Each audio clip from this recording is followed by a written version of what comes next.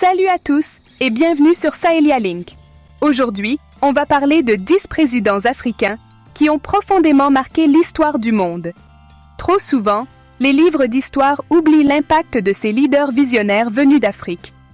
Leurs combats, leurs idées et leurs sacrifices ont transformé leur nation et inspiré la planète entière. De la lutte contre l'apartheid à la promotion du panafricanisme, leurs histoires sont de vraies leçons de leadership et de résilience. Préparez-vous à découvrir des parcours fascinants et des héritages qui résonnent encore aujourd'hui. Installez-vous confortablement, car on plonge dans des récits qui ont changé la face du monde. C'est parti! On commence avec Nelson Mandela, symbole universel de paix et de réconciliation. Emprisonné 27 ans pour son combat contre l'apartheid, il est devenu le visage mondial de la résistance à l'injustice. À sa libération, alors que l'Afrique du Sud était au bord de la guerre civile, Mandela a surpris le monde en prônant la réconciliation plutôt que la vengeance. Il a mis en place la commission Vérité et Réconciliation, cherchant à guérir les blessures du passé par le dialogue.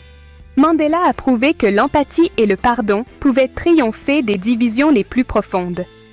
Son leadership moral a inspiré des générations, bien au-delà de la politique. Il a transformé une lutte nationale en un mouvement global pour les droits humains. Son héritage, montrer que l'humanité peut surmonter ses pires instincts pour bâtir un avenir meilleur. L'exemple de Madiba reste une leçon universelle de courage et d'unité. Place à Kwame Nkrumah, premier président du Ghana et père du panafricanisme. En 1957, il mène le Ghana à l'indépendance, envoyant un message d'espoir à tout le continent.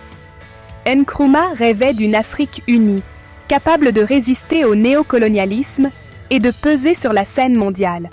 Il a théorisé le concept de néocolonialisme et plaidé pour une fédération africaine. Son influence intellectuelle est immense, ses écrits inspirant militants et leaders du monde entier. Même si son rêve d'unité n'a pas abouti de son vivant, il a jeté les bases de l'Union africaine.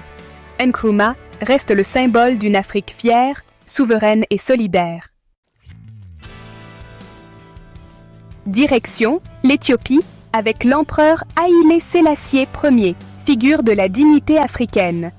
En 1936, il défie Mussolini à la Société des Nations, dénonçant l'invasion de son pays et l'inaction internationale. Son discours